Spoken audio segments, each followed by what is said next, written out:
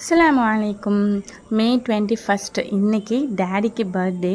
So வீட்டில் உள்ள குட்டீஸ் எல்லாம் அப்பாவுக்கு வந்து கேக் கட் பண்ணணுன்னு ரொம்ப ஆசைப்பட்டாங்க. அதனால தம்பிகிட்ட சொல்லி 1 கேஜிக்கு கேக் வாங்கி சின்னதாக ஒரு டெக்கார் பண்ணிவிட்டு அத்தாவை போய் எழுப்பணும். அது எப்படின்னாக்கா அத்தாவுக்கு வந்து தெரியாது, ஒரு சர்ப்ரைஸ் மாதிரி பண்ணோம். Happy birthday my family pillar. Yes, எங்கள் டேடி வந்து ரொம்பவே ஒரு எல்லாத்துக்குமே சரி ஒரு சப்போர்ட்டாக இருப்பாங்க.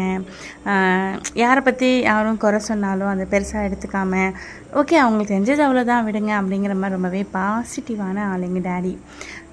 குட்டீஸ் எல்லாமே சேர்ந்து 12 o'clock கேக் கட் பண்ணிவிட்டு 12 o'clockங்கிறனால அதிகமாக சாப்பிட முடியல, கொஞ்சம் கொஞ்சம் சாப்பிட்டுட்டு வச்சாச்சு. இது நெக்ஸ்ட் டே லன்ச்சுக்கு வந்து வெளியே போய் சாப்பிட்ணுன்னு சொல்லி டேடிக்கு ரொம்ப ஆசை. சரி அப்படின்னு சொல்லிட்டு அதே மாதிரி வீட்டில் உள்ள குட்டீஸ், அம்மா, அத்தா, அண்ணன், தம்பி, நாங்கள், அக்கா எல்லாருமே சேர்ந்து லன்ச் சாப்பிட போன இடம் தான் அல் ஹம்ரா ரெஸ்டாரண்ட். இது மோஸ்ட்லி வந்து குத்தாநல்லூரில் உள்ள எல்லாருக்குமே தெரிஞ்சிருக்கும். குத்தாநல்லூர்லேருந்து மன்னார்குடி போகிற ரோட்டில் மெயின்லேயே தான் இருக்குது இந்த ரெஸ்டாரண்ட். லன்ச் நைட் டின்னர்னு சொல்லிட்டு ரொம்பவே சூப்பராக பண்ணிகிட்டு இருக்காங்க. நாங்கள் வந்து மந்தி தான் ஆர்டர் பண்ணியிருந்தோம்.